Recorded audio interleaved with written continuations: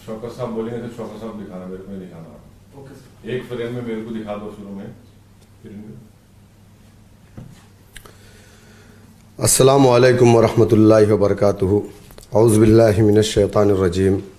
बिस्मिल्लाहिर रहमानिर रहीम।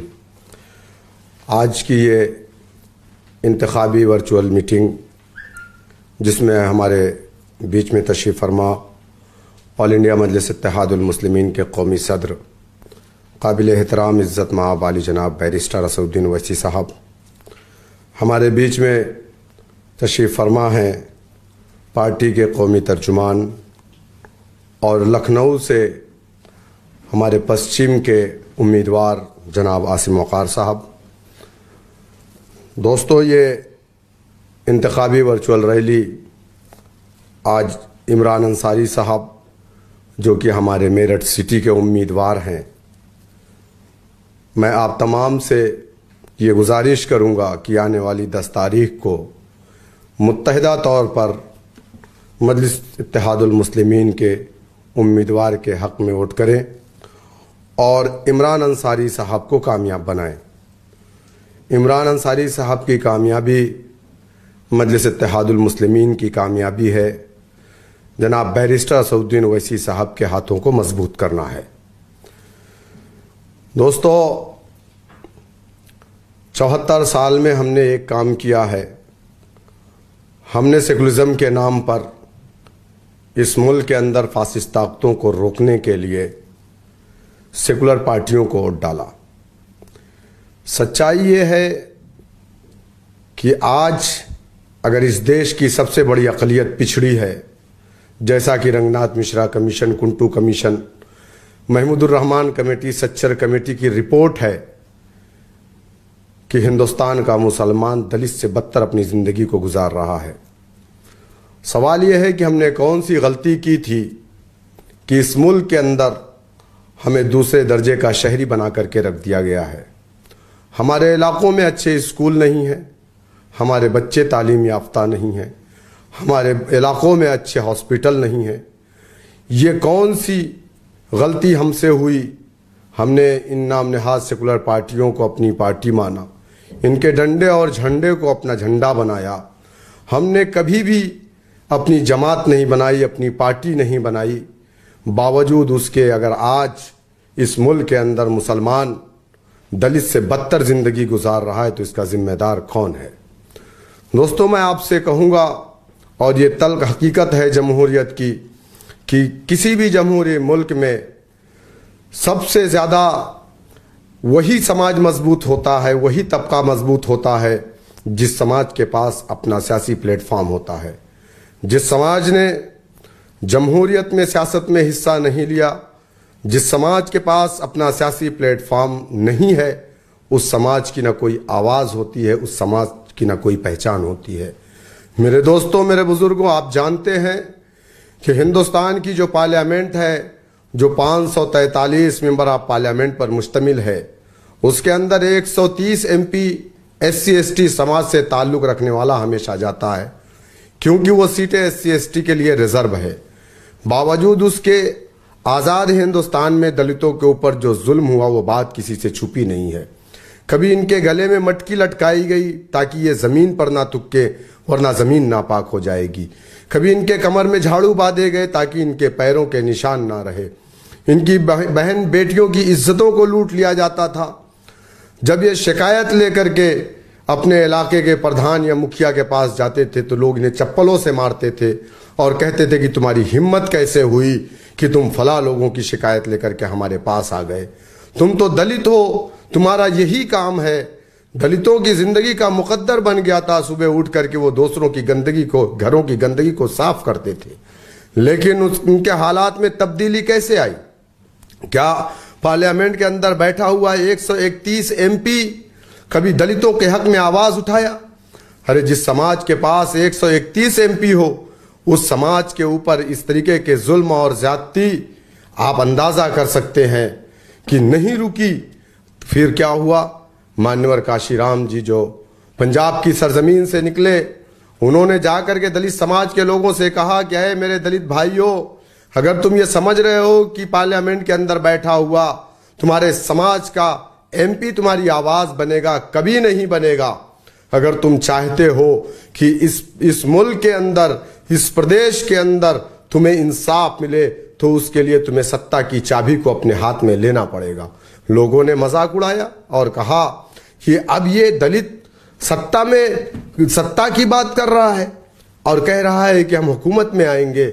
लेकिन आपने देखा कि किस तरीके से दलित मुत्तहिद हुआ अपने डंडे और अपने झंडे के साथ, और बहन कुमारी मायावती और काशीराम को अपना नेता माना।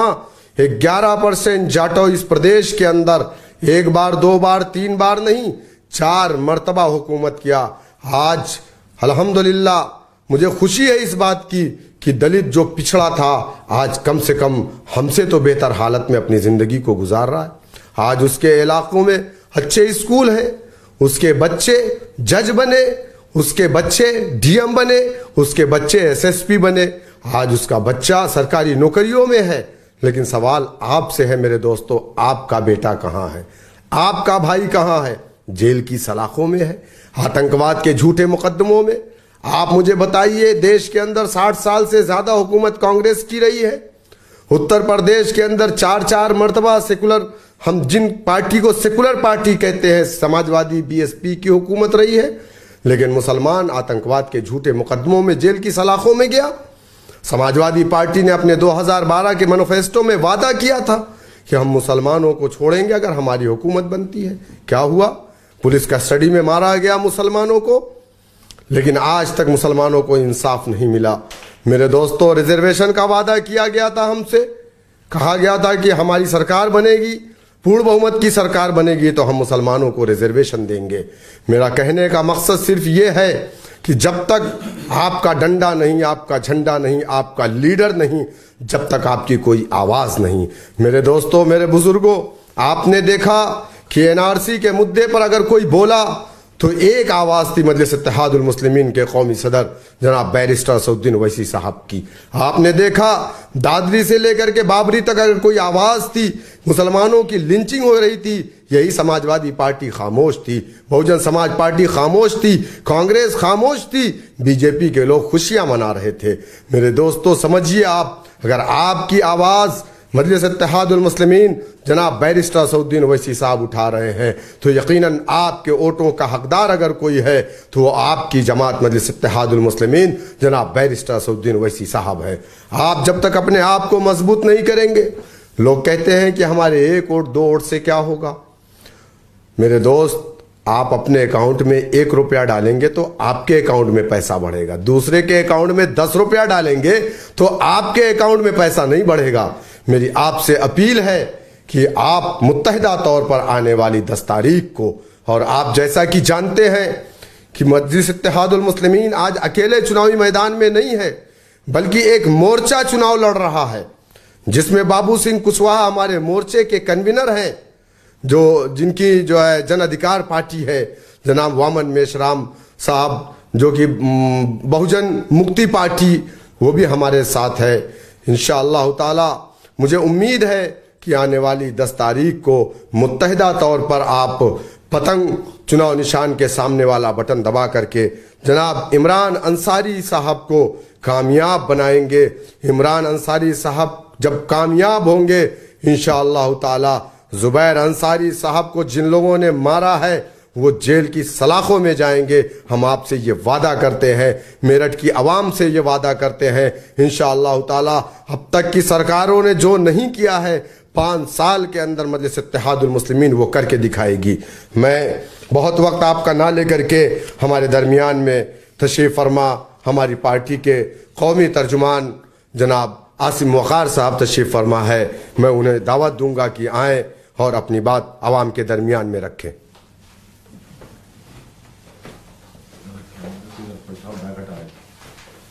कैमरा को मेरी तरफ पलटा तो बैक हटा फकत बैक।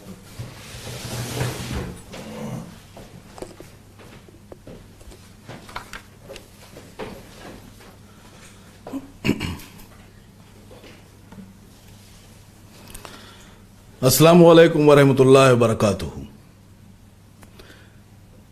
ये उत्तर प्रदेश में जो चुनाव चल रहे हैं, इसमें चुनाव आयोग के आदेश से सभी पार्टियां वर्चुअल रैली कर रही हैं। चुनाव आयोग के आदेश का पालन सभी कर रहे हैं, हम सब भी कर रहे हैं। इस वर्चुअल रैली में तशरीफ फरमा हम सब के रहनुमा, हमारे आपके सबके लीडर जनाब अलहाज नकीब मिल्लत बैरिस्टर असदुद्दीन ओवैसी साहब, उत्तर प्रदेश मजलिस इत्तेहादुल मुस्लिमीन के प्रदेश अध्यक्ष जनाब शौकत अली साहब। ये वर्चुअल रैली मेरठ सिटी के हमारे कैंडिडेट जनाब इमरान अंसारी साहब के लिए की जा रही है। इमरान अंसारी साहब AIMIM के कैंडिडेट हैं। इमरान अंसारी साहब का चुनाव निशान पतंग है। पतंग वाले निशान के आगे बटन दबाकर इस बार आप सबको इमरान अंसारी साहब को कैंडिडेट को कामयाब करना है, मजलिस इत्तेहादुल मुस्लिमीन को कामयाब करना है, मजलिस इत्तेहादुल मुस्लिमीन के सभी कैंडिडेट्स को कामयाब करना है। वो क्यों करना है, इस बात को बताने के लिए हम आपके बीच हैं। दोस्तों, एक बात आप लोगों से कहना चाहता हूं, बहुत ध्यान से और गौर से सुनिएगा। ये बात कही जाती है कि जिसके पास दल नहीं, जिसके पास दल नहीं तो समझो उसके पास बल नहीं, बल ताकत। या इसको दूसरे अल्फाजों में कह लीजिए कि अगर आपके पास दल है तो समझिए आपके पास बल है, और अगर बल है आपके पास और ताकत है आपके पास तो आपकी बात सुनी जाएगी, आपकी सारी बातें सुनी जाएंगी। और अगर आपके पास ताकत नहीं है तो आपको लोग नजरअंदाज कर देंगे, लोग आपको किनारे कर देंगे। अब मसला यह है कि मेरठ सिटी से रफीक अंसारी साहब भी मैदान में हैं, तो आप लोग ये सोचेंगे इमरान अंसारी साहब को वोट क्यों दिया जाए। देखिए, इमरान अंसारी साहब जो कैंडिडेट हैं वो आपकी अपनी पार्टी के कैंडिडेट हैं। हमारा जो एजेंडा है, हमारा जो मैनिफेस्टो है, हमारी जो आइडियोलॉजी है वो है दबे कुचले मुसलमानों को जो आज तक दबाया जा रहा है उनके हक और हुकूक की और हिस्सेदारी की बात। लेकिन रफीक अंसारी साहब को आप लोग देख चुके हैं, एक बार उनको वोट दिया आप लोगों ने।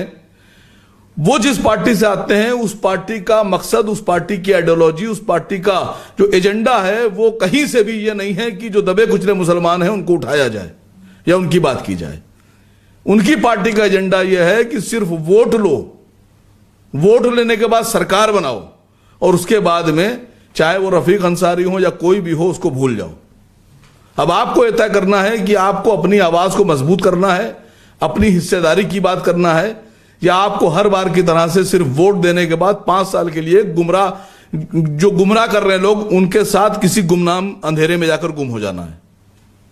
मजलिस इत्तेहादुल मुस्लिमीन पे आरोप लगाया जाता है कि मजलिस इत्तेहादुल मुस्लिमीन कट्टर बात करती है, सख्त बात करती है, कट्टरपंथी कहा जाता है। मुझसे 2-3 लोगों ने कहा, तो मैंने जो उन्हें जवाब दिया वो मैं आपको जवाब दे रहा हूं कि कट्टरपंथी कौन होता है और सेकुलर कौन होता है, पहले तो उसकी परिभाषा समझिए। आप लोगों से अगर कहें तो आप भी जवाब दीजिएगा। आप हमें कट्टरपंथी कहते हैं, किस लिए कट्टरपंथी कहते हैं? आरोप यह लगाया जाता है कि मजलिस इत्तेहादुल मुस्लिमीन कट्टरपंथी है, इसलिए इनके साथ नहीं जाएंगे। देखिए दोस्तों, अगर कोई किसी को गाली बकता है तो जो गाली बक रहा है वो गुनहगार है, वो कट्टर है। लेकिन अगर कोई व्यक्ति गाली बके जाने के बाद उस गाली का जवाब दे रहा है तो वो कट्टर नहीं है, उसको कहा जाता है आत्मसम्मान और आत्मरक्षा की लड़ाई लड़ रहा है। हम किसी को बुरा नहीं कहते, हमारी नजर में कोई बुरा नहीं है। हम सब धर्मों का सम्मान करते हैं, हिंदुओं का भी करते हैं, दलितों का भी करते हैं, सिखों का भी करते हैं, ईसाइयों का भी करते हैं, बौद्ध, जैन, जितने हिंदुस्तान में मजहब हैं जो किसी न किसी खुदा को मानते हैं या नास्तिक भी हैं, हम सब का सम्मान करते हैं। हमारे मजहब में यह बात है। लेकिन अगर आप हमें बुरा कहेंगे, आप हमें कट्टर कहेंगे, आप हमें सेकुलरिज्म का दुश्मन कहेंगे, तो हम आपसे सिर्फ इतना कहना चाहते हैं कि पहले सेकुलरिज्म की परिभाषा को जान लीजिए। सेकुलरिज्म की परिभाषा क्या है? सेकुलरिज्म की परिभाषा सीधा सीधा से ये नहीं है कि कोई आए और हमसे कह दे आकर कि आपको जय जय बोलना है किसी चीज, या आपको पूजा करना है मुसलमानों को, या मुसलमान उठकर कहे कि तुमको मूर्ति पूजा छोड़कर नमाज पढ़ना है, यह सेकुलरिज्म नहीं है। हम किसी हिंदू से नमाज पढ़वा दें तो हम सेकुलर समझेंगे उसको? नहीं। या कोई हिंदू आकर हमसे कहेगी नहीं नमाज छोड़कर आप जय जय कीजिए, तो सेकुलर नहीं। सेकुलरिज्म की परिभाषा होती है कि जियो और जीने दो, तुम हमारा और हमारे मजहब का सम्मान करो, हम तुम्हारा और तुम्हारे मजहब का सम्मान करते हैं। यही असद ओवैसी साहब की एजेंडा है और यही असद ओवैसी साहब की आइडियोलॉजी है कि हम सबका सम्मान करते हैं, लेकिन हम अपने सम्मान के साथ खिलवाड़ करने वालों के साथ बिल्कुल नरमी नहीं बरतेंगे। अगर आप हमारे सम्मान के साथ खिलवाड़ करेंगे, हमारे मजहब के साथ खिलवाड़ करेंगे, तो जवाब भी करारा दिया जाएगा दायरे में रहते हुए। अब आप छोटी सी बात, उत्तर प्रदेश में बहुत से हिंदू कैंडिडेट हैं, बहुत सी पार्टियों से हैं। हम किसी हिंदू के खिलाफ नहीं है, हम किसी सिख के खिलाफ नहीं है। दीजिए, बिल्कुल उम्मीदवार बनाइए। अगर यहां पर नहीं बनाएंगे तो कहां बनाएंगे? लेकिन सवाल यह उठता है कि अगर हम आपके खिलाफ नहीं है, हम आइडियोलॉजी के खिलाफ हैं। अगर आप अपने मंच पर किसी ऐसे व्यक्ति को बिठाएंगे जो कल तक यह कहता था कि मुसलमानों की बहन बेटियां, जो माएं जिनका इंतकाल हो गया, जो कब्रों में दफन है, उनको कब्र से निकालिए और उनके साथ तौबा नौज बिल्ला नाजायज काम कीजिए, वो आप कहते हैं हम आपकी बात का जवाब भी ना दें? आप चाहते हैं कि हम बिल्कुल भेड़ की तरह सर झुकाकर आपके साथ खड़े रहें? आप एक ऐसे आदमी को अपने मंच पर ले रहे हैं, एक ऐसे आदमी को अपने साथ बिठा रहे हैं जो हमारी मरी हुई माओं को, बहनों को, बेटियों को कब्र से निकालने के बाद उनके साथ गलत काम करने के लिए कह रहा है। और अगर हम आपसे सवाल पूछते हैं तो आप कहते हैं तुम कट्टर हो। आप अपने गिरेबान में मुंह डालिए और देखिए कि कौन कट्टर है। हम हक का सवाल आपसे पूछ रहे हैं। हमने ये नहीं कहा। आपने तमाम हिंदू लोगों को टिकट दिया, एक नहीं सैकड़ों को आप दे रहे हैं। हमारे भाई हैं, वो लड़ सकते हैं। लेकिन अगर आप मुखिया गुजर को टिकट देंगे और मुखिया गुजर को आप कहेंगे मुसलमान इनको वोट दें, तो मुसलमान सवाल उठाएगा। मुसलमानों को सवाल उठाना भी चाहिए। क्यों मुसलमान सवाल नहीं उठाएगा? इसलिए हम मुखिया गुजर एक ऐसा नाम, सब जानते हैं कि जिस आदमी ने 1992 में मस्जिद की शहादत के बाद से, 1992 में बाबरी मस्जिद की शहादत के बाद से लेकर आज तक, यानी 2022 के चुनाव तक, जो आदमी हर साल 6 दिसंबर को शौर्य दिवस मना रहा है, भगवा दिवस मना रहा है, जो आरएसएस और बीजेपी की इस एजेंडे के साथ 24 घंटे खड़ा है कि हिंदू राष्ट्र बनाना है, आप उसको टिकट देंगे? हिंदुओं का विरोध नहीं है, व्यक्ति का विरोध हो रहा है, वो किसी भी धर्म से होगा। अगर वो इस तरह के व्यक्तियों को टिकट दिया जाएगा तो मैं नहीं, मेरी पार्टी नहीं, मैं समझता हूं समाजवादी के और बहुजन के और कांग्रेस के उन तमाम मुसलमानों को खड़े होकर विरोध करना चाहिए। अगर आप जिंदा हैं तो आपको विरोध करना चाहिए। क्यों विरोध नहीं करेंगे? हम भी चाहते हैं बीजेपी हारे, हम भी चाहते हैं कि भारतीय जनता पार्टी की सरकार हटाई जाए, हम भी चाहते हैं। असद साहब का पहला एजेंडा यही है कि भारतीय जनता पार्टी की सरकार को गद्दी से उतारा जाए। लेकिन क्या इस शर्त पे आप हमसे वोट लेना चाहते हैं? आप इस तरह से डराकर कि बीजेपी की सरकार को उतारना है तो मुखिया गुजर को वोट देना है, सुनील सिंह की जय जयकार करना है? नहीं करेंगे सर, बिल्कुल नहीं करेंगे। मैं आप लोगों से अपील करना चाहता हूं कि जिस काम के लिए आप लोगों ने रफीक अंसारी को वोट दिया था, जिस काम के लिए आप तमाम उससे पहले वोट देते रहे हैं, वो एजेंडे, वो मैनिफेस्टो फेल हो गए। कैसे फेल हुए? आपसे कहा गया कि 2012 के जब सरकार बन रही थी तो आपसे कहा गया कि मुसलमानों को उनकी आबादी के हिसाब से रिजर्वेशन दिया जाएगा, स्कूलों में दिया जाएगा, नौकरियों में दिया जाएगा। एजेंडे में लिखा गया, उनकी जो मैनिफेस्टो, जो किताब थी जो उन्होंने जारी की थी इलेक्शन के लिए, मैनिफेस्टो जारी किया, उसमें लिखा हुआ है कि मुसलमानों को आरक्षण दिया जाएगा। आप दूसरों से कहते हैं कि आपने अपने वादे पूरे नहीं किए। मैं आपसे गुजारिश कर रहा हूं कि आपके यहां जब समाजवादी के लोग आए या बहुजन के लोग आए या कांग्रेस के लोग आए, बीजेपी से मैं इसलिए नहीं कह रहा हूं कि बीजेपी को हम वोट ही नहीं देते हैं, और जिनको हम वोट नहीं देते हैं हम उनसे भीख भी नहीं मांगेंगे, उनसे सवाल भी नहीं करेंगे, हम उनसे कुछ नहीं कहते। हम उन लोगों से कह रहा हूं जिनको हमारा वोट चाहिए है कि आपने कहा था कि आरक्षण देंगे। मैं आप सबसे कह रहा हूं कि जब आपके पास आए तो आप उनसे पूछिएगा क्या इस बार अपने मैनिफेस्टो में मुसलमानों को उस आरक्षण को देने की बात करोगे या नहीं करोगे? और करोगे तो किस तरह करोगे? स्टाम्प पे लिखवाइए उनसे 100 रुपए के रसीदी टिकट पे दस्तखत कराइए रफीक अंसारी जैसे लोगों से कि करो इस पर दस्तखत। और अगर वो आपसे वादा करते हैं और उसके बाद नहीं देते हैं तो उनसे पूछिए कि तुमने पिछली बार वादा किया था क्यों नहीं दिया। मजलिस इत्तेहादुल मुस्लिमीन जो जबान से कहती है उसको जमीन पर अमल में लाती है। मैं बहुत वक्त नहीं लूंगा, आप सब अपने कायद को सुनना चाहते हैं। मैं आप लोगों से गुजारिश के साथ अलविदा चाहूंगा कि जिस दिन पोलिंग होगी उस दिन आप अपने कैंडिडेट इमरान अंसारी साहब को पतंग के सामने वाले बटन पर बटन दबाकर भारी बहुमत से जिताइए। इंशाअल्लाह इस बार आपके बिना कोई सरकार नहीं बनेगी, आपका ही डिप्टी सीएम भी होगा। और इसी मोर्चे का जो मोर्चा जनाब असद साहब ने बनाया है, जिसमें बाबू सिंह कुशवाहा और वामन विश्राम साहब हैं, असद साहब हैं, इसी मोर्चे का इस बार इंशाअल्लाह मुख्यमंत्री बनेगा और डिप्टी सीएम भी बनेगा। अस्सलाम वालेकुम। अब आपके लिए,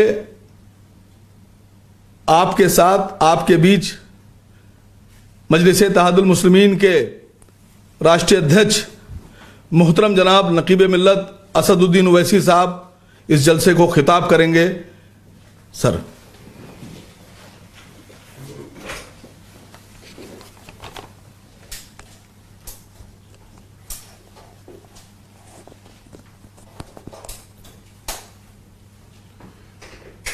बिस्मिल्लाहिर्रहमानिर्रहीम। अस्सलाम वालेकुम वरहमतुल्लाहि वबरकातुहू। मैं शुक्रगुजार हूँ मीरठ की तारीख़ी सरज़मीन पर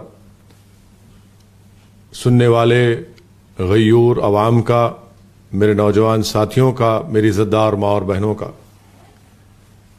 इलेक्शन कमीशन के क़वानीन के मुताबिक हम जलसे आम नहीं कर सकते हैं, इसलिए एक वर्चुअल रैली के ज़रिए हम कोशिश कर रहे हैं कि आप तक हमारी बात को पहुंचाया जाए, ताकि आप 10 फरवरी के दिन एक अच्छा फैसला लेते हुए मीरठ के मुक़द्दर को और मीरठ की तरक्की के लिए, विकास के लिए आप 10 तारीख के दिन मजलिस को अपने वोट से नवाजेंगे। ये मेरी आपसे गुजारिश है। हमारे प्रत्याशी उम्मीदवार का नाम मोहतरम जनाब इमरान अंसारी साहब हैं।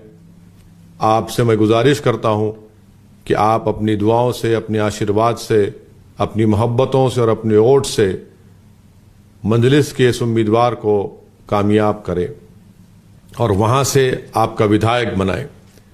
मैं, आप जानते हैं कि इस विधानसभा के चुनाव में मजलिस भागीदारी परिवर्तन मोर्चा का हिस्सा है, जिसमें जन अधिकार पार्टी के जनाब बाबू सिंह कुशवाहा साहब हैं, वामन मिश्राम साहब की बहुजन मुक्ति पार्टी है।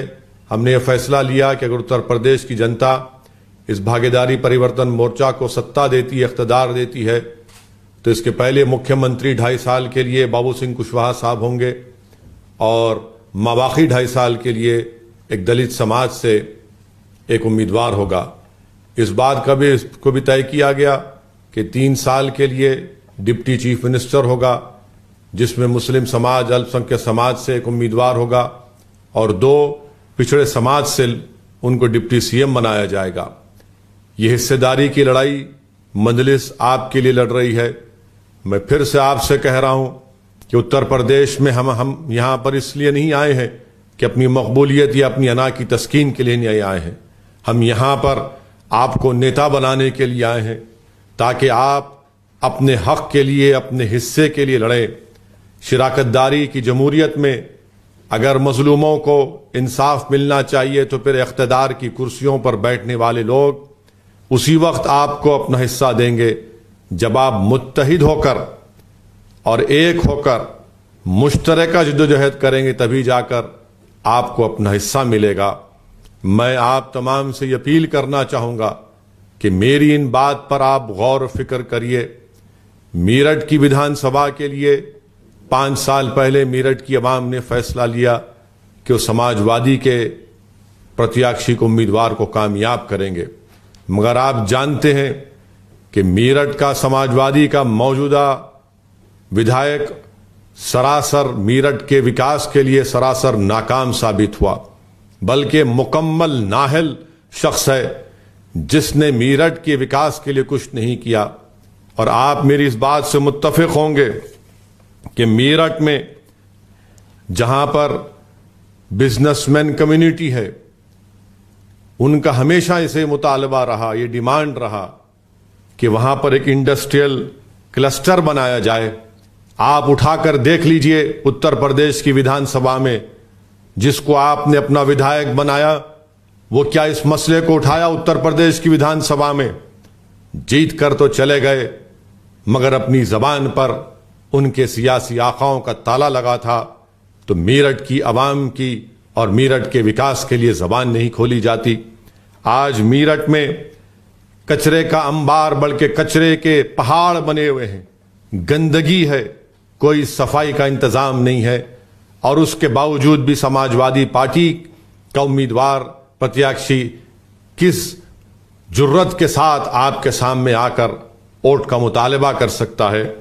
तीसरी बात, मेरठ में आज क्राइम होता है, खास तौर से महिलाओं के खिलाफ। इसको रोकने के लिए कोई कुछ नहीं करता, जिसमें योगी और मोदी की डबल इंजन की सरकार जो बड़े बुलंदबांग दावे करती है महिलाओं की सुरक्षा के बारे में, मगर मेरठ में हमारी महिला सुरक्षा उसको नहीं दिया गया। आज आप देखते हैं कि मेरठ में बिजली कभी आती है तो कभी चली जाती है। ये डबल इंजन की सरकार सरासर कंप्लीट फेलियर और नाकाम साबित हुई है। वहीं पर मेरे अजीज दोस्तों, मेरठ के गयूर नौजवानों, क्या यह बात सच नहीं है कि मेरठ में क्लॉक टावर के पास और बेगम ब्रिज के पास हमेशा ट्रैफिक जैम होता है? क्या किया ये समाजवादी पार्टी का विधायक? वोट लेकर सो गए? क्या इनको दिखता नहीं है? और आज आकर कहते हैं कि आंख बंद करके सपा का साथ दो। अरे तुम अपनी आंख बंद कर लिए थे मेरठ के विकास के लिए, तुमने कुछ नहीं किया, तुमने मेरठ की आवाम को धोखा दिया। और आज आप देखते हैं कि वहीं पर मेरठ में खबरस्तान में मट्ठी तक नहीं दला सके। मेरठ के गयूर अवाम ने खुद मिलकर खबरस्तान में मट्ठी दलाई। आज मेरठ में खैंची की इंडस्ट्री बड़ी जोरों शोर से चलती है, मगर आज योगी और मोदी की सरकार ने उस खैंची की इंडस्ट्री को अपने गलत पॉलिसियों की वजह से उस खैंची की इंडस्ट्री को तबाह और बर्बाद करने जा रहे हैं। आप जानते हैं कि हमेशा खैंची की इंडस्ट्री का यह मुतालबा रहा कि उनको बिजली और इंटरेस्ट फ्री लोन दिया जाए, मगर बीजेपी की सरकार ने कुछ नहीं किया। मैं आपसे वादा करता हूं कि आप मजलिस के प्रत्याशी को अपना विधायक बनाइए। वो बाबू सिंह कुशवाहा की जब सरकार बनेगी इंशाअल्लाह उनकी क़यादत में, तो यकीनन ये काम हम करके दिखाएंगे। खैंची की इंडस्ट्री के लिए आपका ये मुतालबा हक बजानिब है, हम इसकी तायीद करते हैं। जो ज़मीन आपको दी गई लोहिया नगर में, आपने मुतालबा किया, डिमांड किया कि उस पर जो इंटरेस्ट लगाया गया वो सरकार उसको माफ करे। भागीदारी परिवर्तन मोर्चा की सरकार बनती है तो बाबू सिंह कुशवाहा की हुकूमत का पहला काम यह होगा कि लोहिया नगर में जो आपको जमीन दी गई उसका इंटरेस्ट की माफी भी होगी और आपको इंटरेस्ट फ्री लोन और साथ ही साथ बिजली आपको दी जाएगी। वहीं पर टैक्स एग्जम्पशन की बात हुई है कि 5 साल तक टैक्स एग्जम्पशन मिलना चाहिए। हम उसकी तायीद करते हैं और आपसे वादा करते हैं कि भागीदारी परिवर्तन मोर्चा आपके लिए टैक्स एग्जम्पशन 5 साल के लिए देगा। मोदी सरकार से आपने मुतालबा किया कि जीएसटी को 15 से 5% किया जाए। बताइए, जो लोग कारोबार करते हैं, बिजनेस करते हैं, उनसे ये मोदी और योगी सरकार उनकी कोई मदद नहीं करती। मेरे अजीज दोस्तों और बुजुर्गों, आप ये भी जानते हैं कि मजलिस के काउंसलर जनाब जुबैर अंसारी साहब का कत्ल होकर आज करीब 6 महीने का अरसा हो चुका है। योगी मुख्यमंत्री बड़े बड़े झूठे दावे करते हैं कि लॉ एंड ऑर्डर अच्छा हो गया। दिन में हमारे कॉरपोरेटर जुबैर अंसारी को गोली मारकर उनकी हत्या कर दी गई, उनका कत्ल कर दिया गया। किसने कत्ल किया? क्या किया योगी सरकार ने? किसने मारा मेरे भाई को, मेरे कॉरपोरेटर को? और मारने वालों ने ना सिर्फ हमसे हमारा एक जियाला और बहादुर कॉरपोरेटर को छीन लिया, बल्कि उसके घर में बच्चे यतीम हो गए, हमारी बहन बेवा हो गई, बाप ने अपने बेटे को खो दिया, मां ने अपने बेटे को खो दिया। बताइए ये कौन सा काम कर रही है योगी सरकार, जो बुलंदबांग दावे करते हैं कि हमने क्राइम को कंट्रोल किया, कहे का क्राइम कोई क्राइम का कंट्रोल नहीं हुआ। वहीं पर मैं आपको याद दिलाना चाहता हूं मेरे अजीज दोस्तों और बुजुर्गों, मीरठ को हैंडलूम का एक इंडस्ट्री बनाने का मौका मिलना चाहिए। अगर भागीदारी परिवर्तन मोर्चा की सरकार बनेगी, हम आपसे वादा कर रहे हैं कि इंशाअल्लाह मीरठ को एक हैंडलूम सिटी का दर्जा दिया जाएगा। और बहुत सी मुकामात हैं जहां पर तरक्याती काम, डेवलपमेंट, विकास के कोई काम नहीं हुए। इसलिए इस बार आप मौजूदा सपा के विधायक और प्रत्याशी को वोट मत दीजिए। मजलिस ने एक फाल और हरकियाती शख्स को, मेहनत करने वाले को और आपके दरमियान में दिन रात रहने वाले को मजलिस ने, इमरान अंसारी को अपना कैंडिडेट बनाया है। आप उनका साथ दीजिए।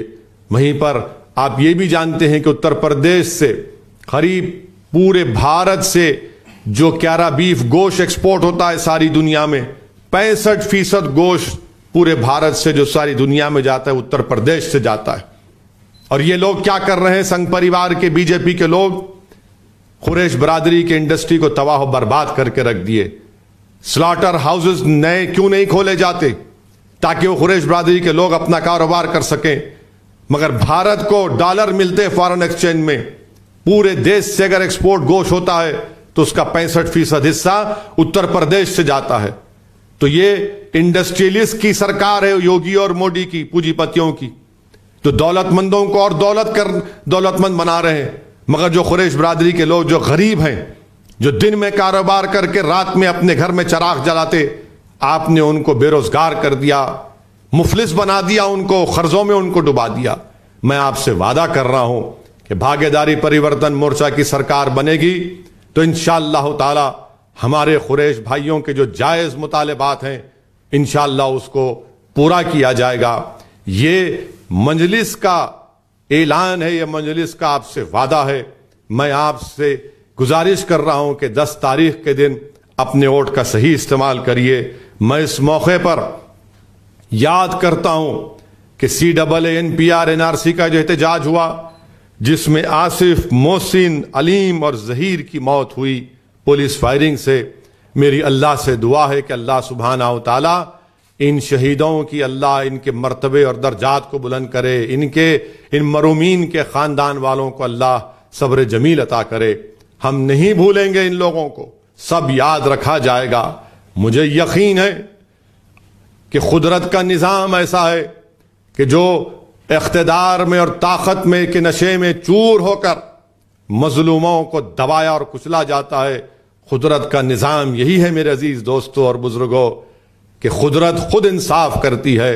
और आप देखेंगे, मेरी इस बात को याद रखना आप, कि जिन्होंने मासूमों को दबाया और कुचला, उनके हक से उनको महरूम कर दिया, कुदरत का निजाम हमेशा यही है कि कुदरत हमेशा कमजोरों का साथ देती है, मजलूमों का साथ देती है, और मजलूम को, कमजोरों को इंसाफ मिलेगा। ये वादा है भागीदारी परिवर्तन मोर्चा का। इसीलिए हम तमाम कमजोर तबके के लोग मिले हैं और मिलकर हम ये चाहते हैं कि कमजोरों को ताकत मिले।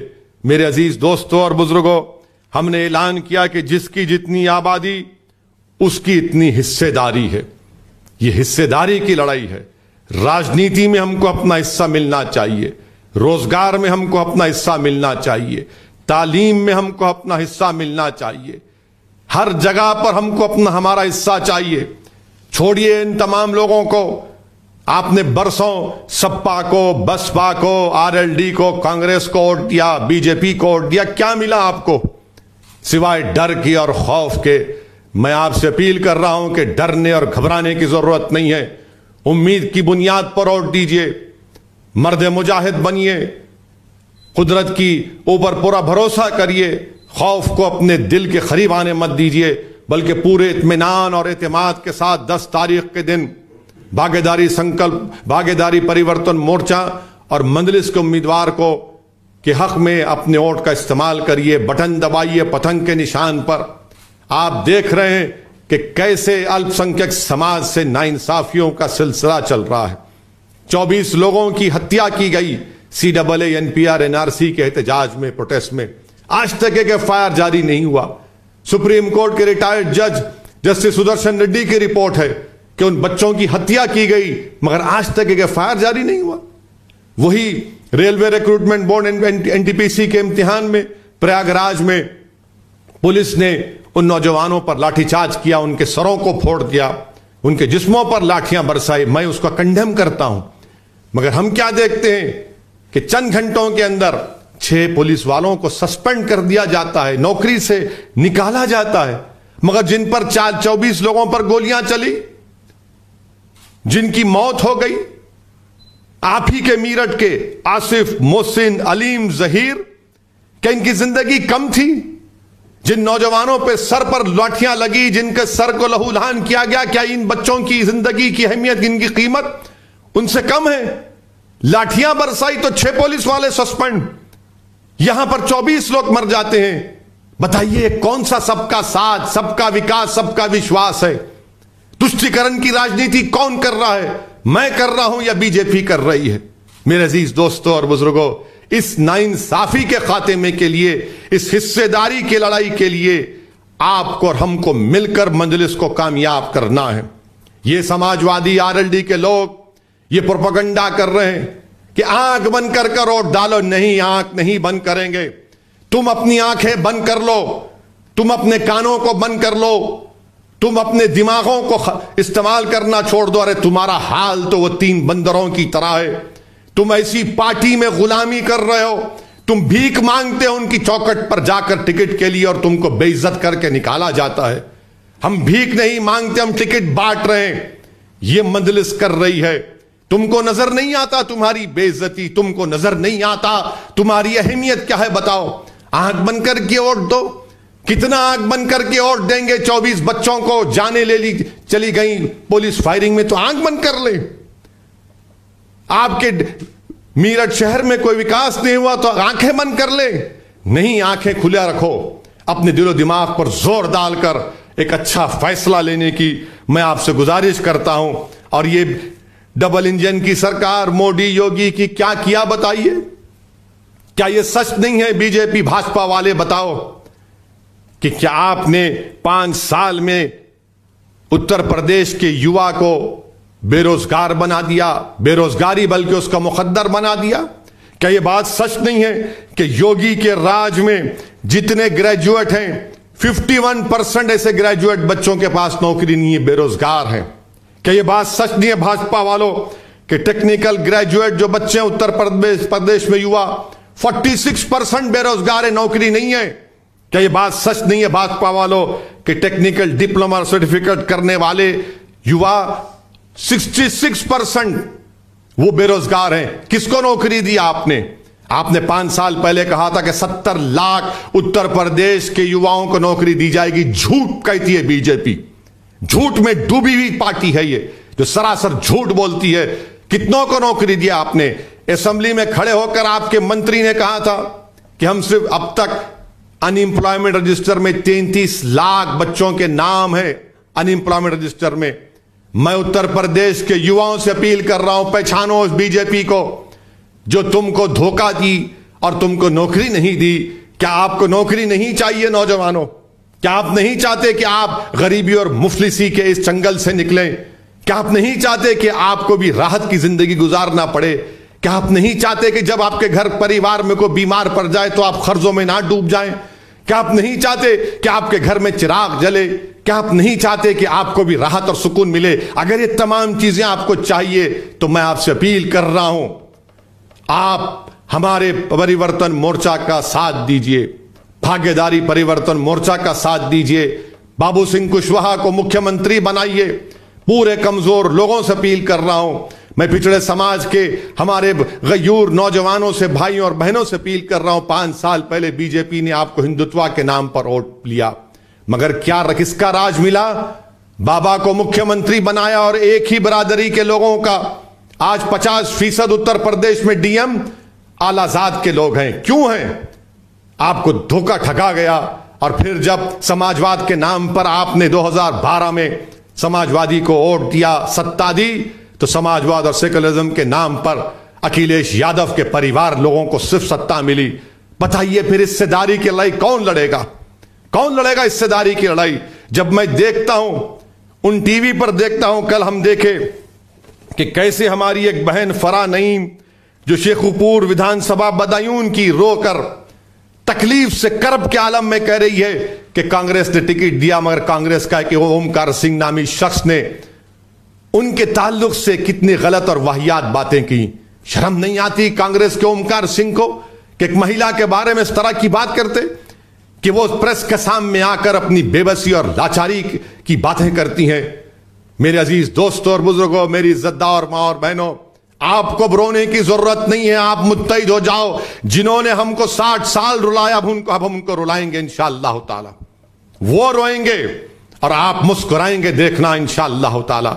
ये समाजवादी पार्टी के लोग, ये बीजेपी के लोग बड़े बड़े नारे मारते हैं। क्या नारे मारते हैं? भाजपा के लोग कहते हैं कि अब नून रोटी नहीं खाएंगे। भाजपा के लोग बोलते हैं कि अब नून रोटी नहीं खाएंगे, और सपा के ये लोग बोलते हैं कि ये जवानी है, ये जवानी हम तुझ पे लुटाएंगे। ये बताइए, ये क्या नारा है? ये जवानी है तुझ पे लुटाएंगे भैया। अब मजलिस का नारा सुनिए, मेरठ के गयूर नौजवानों, तुम्हारी जबानों पर, तुम्हारे सेल फोन पर, तुम्हारे इंस्टाग्राम पर, तुम्हारे फेसबुक पर यही नारा रहना चाहिए मजलिस का, अब नून रोटी नहीं खाएंगे, दरी नहीं बिछाएंगे, पतंग को जिताएंगे। ये हमारा नारा है मजलिस का कि अब नून रोटी नहीं खाएंगे, दरी नहीं बिछाएंगे, पतंग को जिताएंगे। ये मजलिस का नारा है। और याद रखिए, इस चुनाव में अब हम और आप, पूरा पिछड़ा समाज, पूरे कमजोर लोग मिलकर बाबा को, बहन जी को और बबुआ को बाय बाय करेंगे। इनको बाय बाय करना है, इनको छोड़ना है और उत्तर प्रदेश को एक नई राह दिखाना है। मेरी आपसे अपील है कि आप मुत्तहिद हो जाइए और मजलिस के जो प्रत्याशी हैं उनको कामयाब करिए। इमरान अंसारी को कामयाब करिए। डरने और घबराने की जरूरत नहीं है। आप बताइए, जो सपा के लोग, जो बीजेपी के लोग हम पर इल्जाम लगाते हैं, क्या यह बात सच नहीं है बीजेपी और सपा के लोगों कि जब 2019 जुलाई अगस्त में जब अनलॉफुल एक्टिविटीज प्रिवेंशन एक्ट का कानून बनाया गया, तो क्या सपा ने अमित शाह के लाए हुए कानून का साथ नहीं दिया? वो जब कानून पास हुआ तो किसने मुखालिफत की, किसने डिवीजन का मुतालबा किया? मजलिस के दोनों सांसदों ने, मैं और इम्तियाज जलील ने डिवीजन का मुतालबा किया, उसके खिलाफ वोट दिया। आज वो कानून लोकसभा में पास हो गया, सपा ने साथ दिया, कांग्रेस ने साथ दिया। वो कानून राज्यसभा में पास हो गया, कानून बन गया। एक ऑफिसर दिल्ली में बैठकर किसी मेरठ के नौजवान को टेररिस्ट घोषित कर सकता है बगैर कोर्ट के फैसले के। बताओ ये कौन सा इंसाफ है?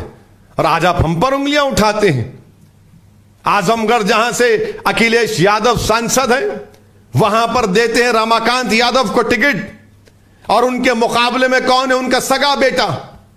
यह कौन सा समाजवाद है? मौर्या साहब की बेटी बदायूं की एमपी और आपके पास समाजवादी में है।